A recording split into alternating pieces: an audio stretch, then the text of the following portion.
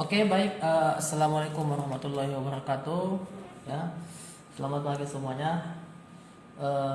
Mudah-mudahan kita di pertemuan hari ini dalam keadaan sehat semua, Bapak Ibu. Ya. Jadi kali ini saya ingin menjelaskan ya masalah sistem operasi, di mana ingin menjelaskan yaitu perbedaan ya antara desktop dengan server gitu ya. Nah, kalau misalnya kita lihat Bapak Ibu kapasitas ya sistem operasinya ya. Kita lihat misalnya kapasitas sistem operasinya ya mungkin ada perbedaan di sana gitu ya. Perbedaan yang paling dominan adalah perbedaan kapasitasnya ya. Nah, kalau misalnya saya tunjukkan sama Anda misalnya di sini, kalau misalnya Anda perhatikan ya, misalnya Windows 10. Ini Windows 10 ini adalah versi desktop ya. Versi desktop. Nah, kalau kita lihat kapasitasnya itu adalah sekitar 5,5 giga ya. Kemudian kalau misalnya Anda lihat lagi Windows 7 misalnya, Windows 7 Ultimate 32 bit itu sekitar 2,49. Ya. Nah, kalau misalnya Anda lihat di server misalnya Windows Server ini adalah Windows Server, ini kapasitasnya adalah 4,51 giga. Ini Windows Server ya. Ya. Kemudian kalau misalnya kita bedakan dengan Linux misalnya ya, desktopnya kita lihat misalnya Ubuntu desktop sekitar 1,8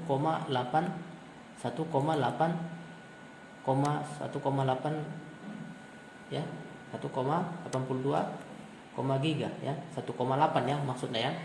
Nah, itu yang versi 1804 ya.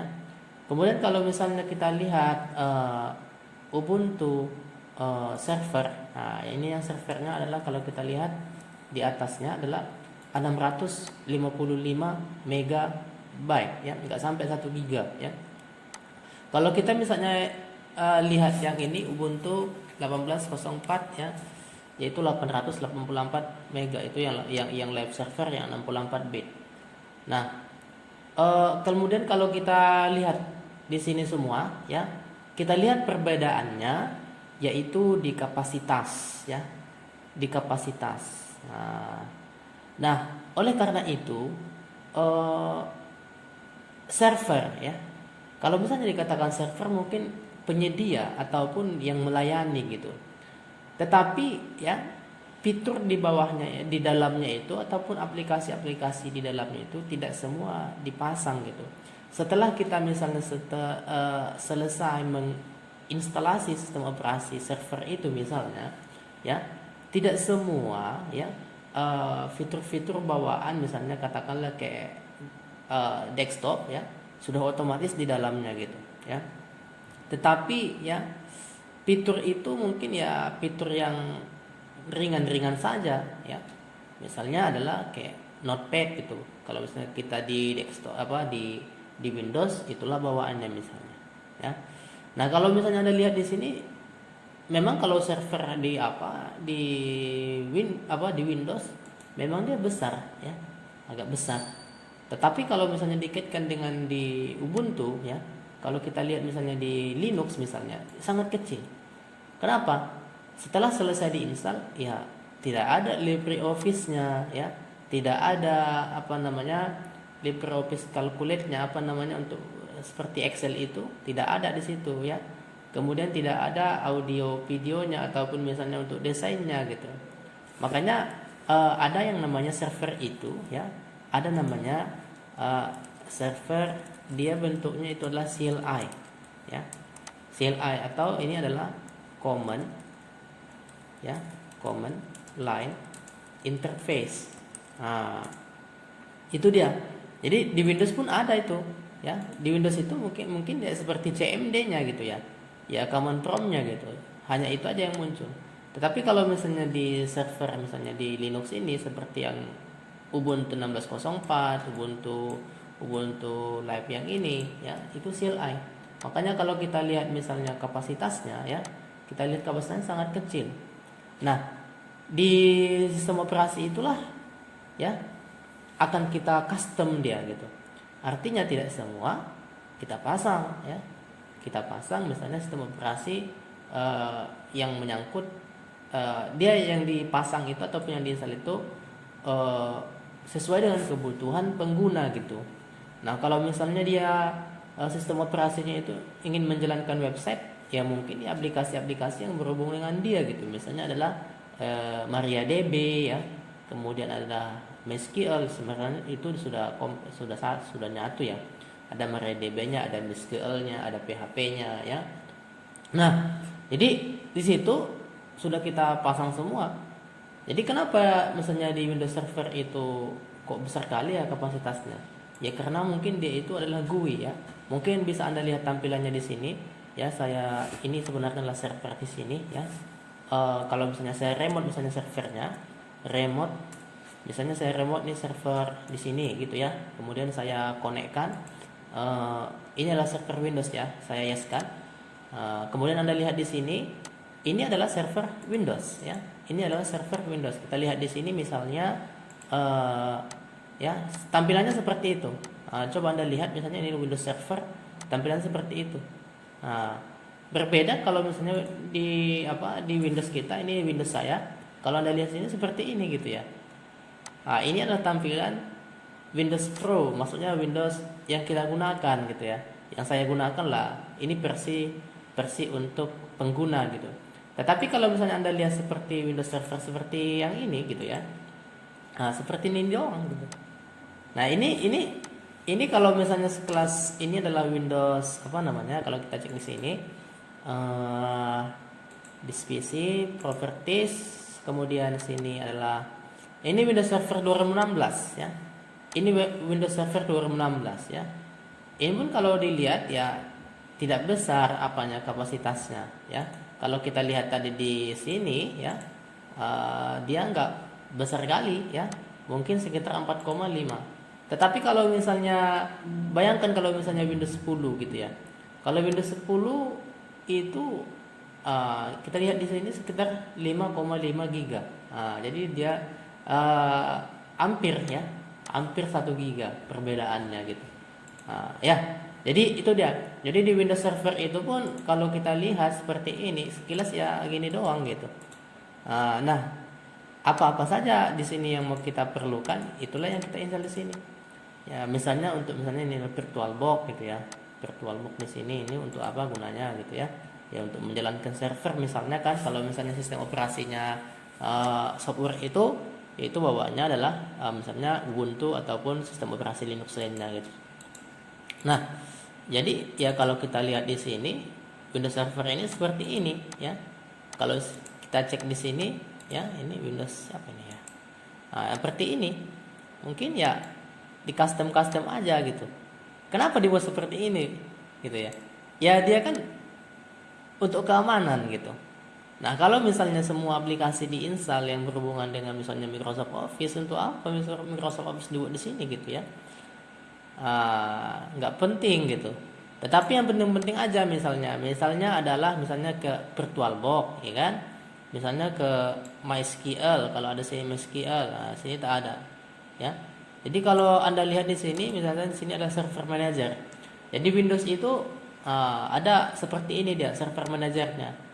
Di sini adalah seperti control panelnya ya. Ini dia, misalnya remote desktop nih.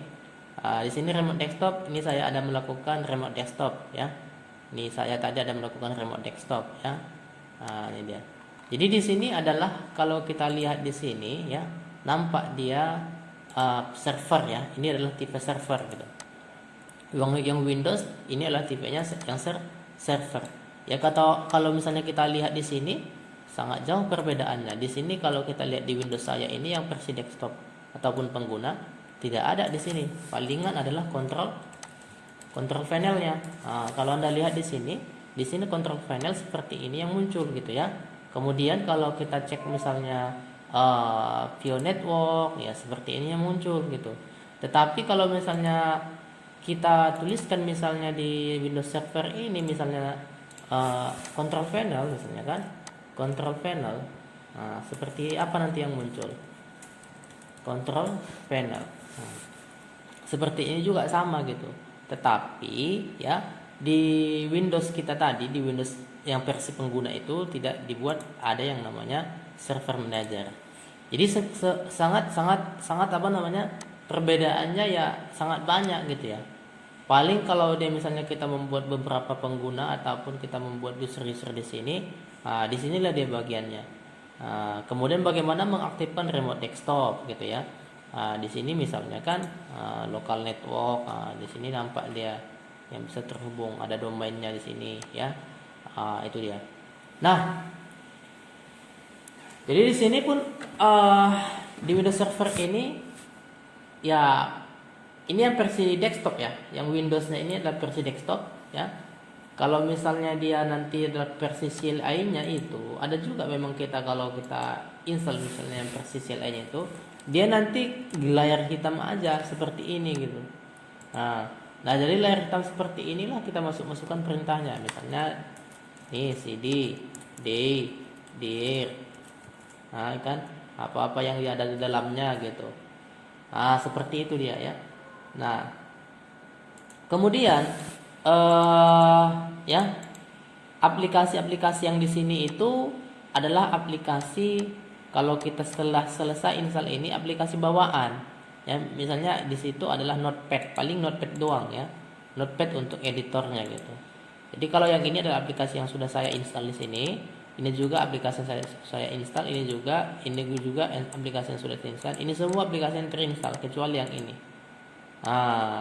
Jadi kalau misalnya dia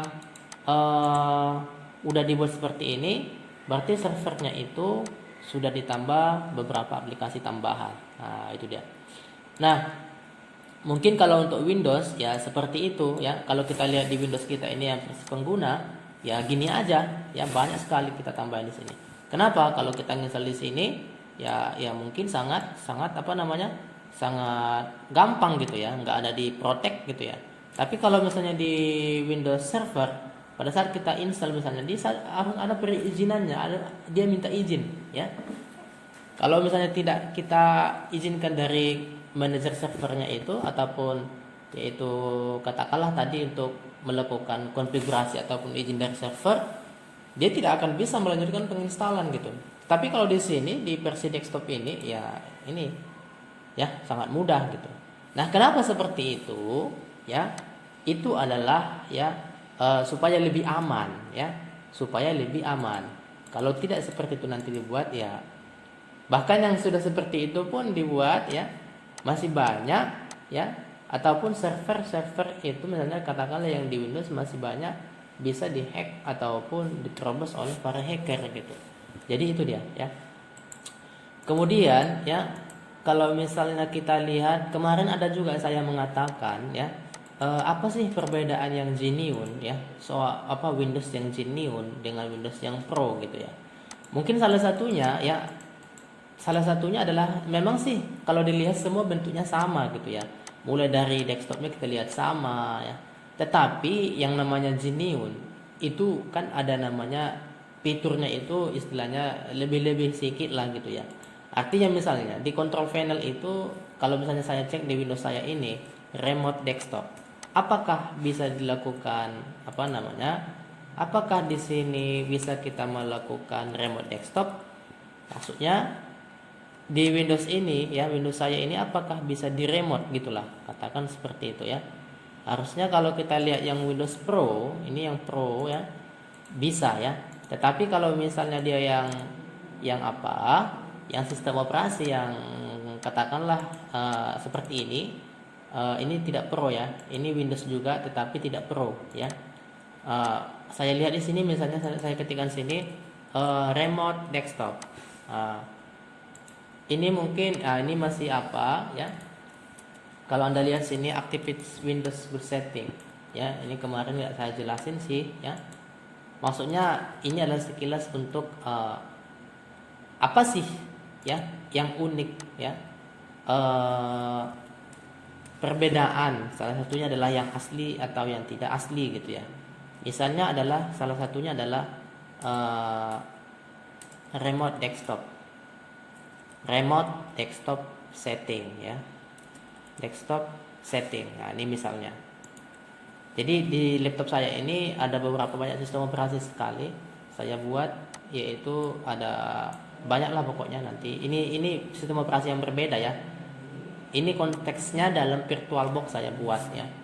Dalam virtual lah gitu ya. Ada namanya teknologi virtualisasi. Ya, jadi di sini kalau Anda lihat di sini ditulis Your Home Edition.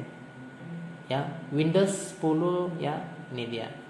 Nah, ini keterangannya ya. Artinya karena saya menggunakan versi edisi ya, Home Edition ya, Windows 10 yaitu versi edisi ya, edisi Home Edition, kemudian tidak mendukung remote desktop ya. Nah, itu dah sini. Kemudian kalau Anda lihat lagi sini, kalau kita klik ini apa yang muncul ya. Jadi di sini tidak bisa. Jadi kalau misalnya kita lihat sistem remote desktop di sini, do you have cache? Nah, ini ada pertanyaan-pertanyaannya. Jadi kita harus melakukan upgrade gitu ya. Kita harus melakukan upgrade, yaitu menjadi Windows 10 Pro. Nah, itu dia, supaya dia genuine, supaya nanti bisa kita remote gitu ya. Kalau tidak seperti itu nanti, maka tidak akan kita bisa remote ya. Jadi ini kalau misalnya yang versi desktop ya, versi desktop yang Home Edition. Jadi kalau misalnya Anda nanti istilahnya memasang sistem operasi untuk pengguna, untuk kalangan pribadi, ya kalau bisa download aja yang versi Pro ya. Yang Pro itu kan ada juga yang gratisan gitu. Jadi kalau yang punya saya ini memang ini Windows Pro ya. Kalau yang saya gunakan ini adalah Windows Pro. Kalau kita lihat di sini, ini adalah Windows 10 Pro ya. Jadi ini adalah sudah dilakukan yang namanya aktivasi. Nah, jadi inti pertemuan kita hari ini Bapak Ibu adalah masalah ya, perbedaan antara desktop dan versi servernya ya. Tadi saya sudah menjelaskan ya, apa sih perbedaannya. Salah satunya adalah fiturnya tidak semua, tidak selengkap ya jika kita menginstal di versi laptop kita sendiri. Itu kalau yang versi pengguna pribadi. Tetapi kalau misalnya yang server ya, ini ya kalau kita lihat di sini ya sangat sunyi ya. Artinya yang kita butuhkan saja yang kita pasang di sini. Itu dia Bapak Ibu ya. Kemudian kapasitasnya pun sangat berbeda ya. Walaupun dia misalnya sama-sama GUI, ini kan namanya GUI graphical ya. Graphical User Interface. Ini sebenarnya dikatakan GUI ini adalah klik sini, klik sana, ada gambarnya gitulah. Ada seperti visualnya seperti ini gitu ya. Ada yang mau kita klik gitu. Nah, itu namanya GUI ya. Pada saat kita klik sini ini terbuka. Pada saat kita klik ini terbuka. Nah, inilah sistem operasi ya yang versi GUI, kemudian juga tipenya server. Kalau Anda lihat mungkin yang di hadapan kita ini adalah Windows Server. Nah, ini jendela explore-nya. Ya sama ya, jendela explore-nya sama dengan di versi desktop kita juga. Tak ada bedanya. Nah, tadi yang saya katakan tadi, bedanya itu kalau misalnya di Windows Server, ini dia, ada Server Manager, ya. Yang lainnya ini ada, ya. Ini ada, ini PowerShell-nya, ya. Ini PowerShell itu seperti ini kalau kita lihat, ya, ada shell-nya juga tuh, ya. Kemudian ada juga kalau di sini di Windows Windows kita yang kita gunakan, Windows administratif ada, Text Manager pun ada. Pokoknya yang paling yang ini ya. Nah, jadi ini pakai shell juga dia. Jadi shell itu seperti yang kita katakan tadi macam CMD. Nah, kalau Anda lihat ini ya inilah shellnya ya. Jadi ada shellnya juga. Jadi komen-komennya nanti dimasukkan di sini, di dalam ini. Nah, tadi saya tuliskan ini adalah dir. Nah, ini misalnya saya tuliskan dir, saya enter, maka yang muncul adalah yang ini. Nah, gitu dia ya. Nah, oke Bapak Ibu ya. Sekarang mau saya jelaskan sama Anda ya, sistem operasi ya desktop dengan versi server. Ini mungkin sistem operasi yang Windows yang Windows Server gitulah ya. Tetapi ya, bagaimana dengan sistem operasi yang Linux gitu ya? Sistem operasi yang Linux minggu yang lalu sudah saya jelaskan juga itu kalau itu adalah versi desktop yang saya install kemarin minggu yang lalu. Tetapi kalau misalnya yang versi servernya itu bagaimana gitu. Nah, kalau kita misalnya lihat di sini versi servernya itu adalah yang ini misalnya. Katakanlah misalnya Debian ya. Ini adalah sistem operasi Debian yang versi server. Nah, kalau kita lihat misalnya kapasitasnya di sini ya, kalau misalnya kita lihat kapasitasnya di sini Windows Server ya, Debian 10. Debian 10 ini kalau misalnya kita lihat di sini adalah 3,65 ya. 3,65 GB ya. Nah, kalau misalnya di sini kalau kita lihat bukan ya. Debian ya. Debian mana? Debian bentar ya. Ya, ini Debian servernya itu adalah yang 9,7, yaitu yang ISO-nya itu adalah 3,37 GB ya. Artinya ini lebih kecil ya dibandingkan dengan Windows Server ya. Kalau kita lihat sini Windows Server versi desktopnya seperti ini. Nah, kalau misalnya ini sebenarnya keseluruhan ini Debian-nya ini ya.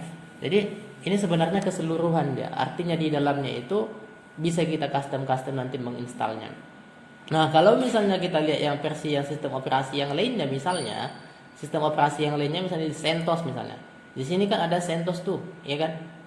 64 minimal. Ini yang minimal artinya versi minimalnya itu kalau kita lihat ya, itu sekitar 900 MB, nggak sampai dengan 1 giga gitu ya.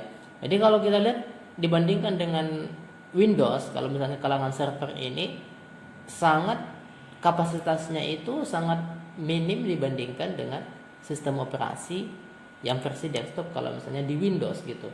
Nah, itu dia yang membedakan.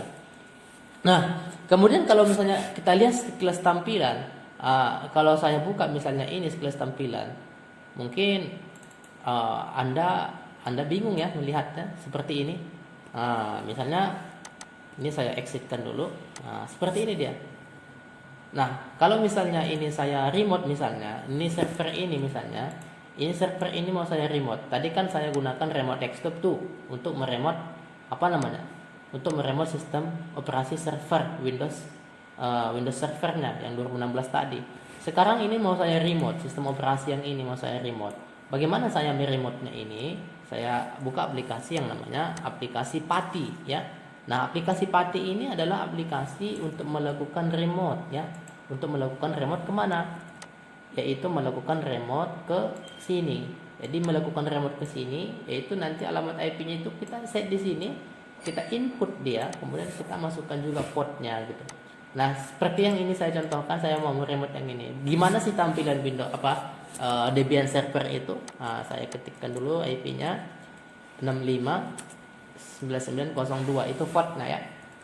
Kemarin udah saya port itu kalau itu kemarin di jaringan komputer ya. Pokoknya port itu nanti kita pelajari kalau misalnya nanti masuk ke jaringan komputer 2 ya. Port itu adalah salah satu keamanan juga ataupun pintu ya. Nah, kemudian kalau misalnya seperti ini saya ingin memasuk ke sistem operasi Debian ini yang versi server ini, gimana sih tampilannya? Nah, kita lihat ya. Kita open di sini ya. Di sini default ya. Ini pilihannya SSH ya.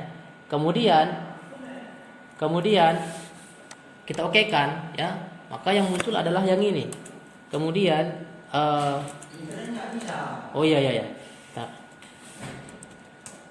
Nah, ini Bapak Ibu ya. Kemudian ini dia selanjutnya ya. Ini dia tampilannya ya. Tampilannya kalau misalnya kita lihat seperti ini, maka inilah yang muncul.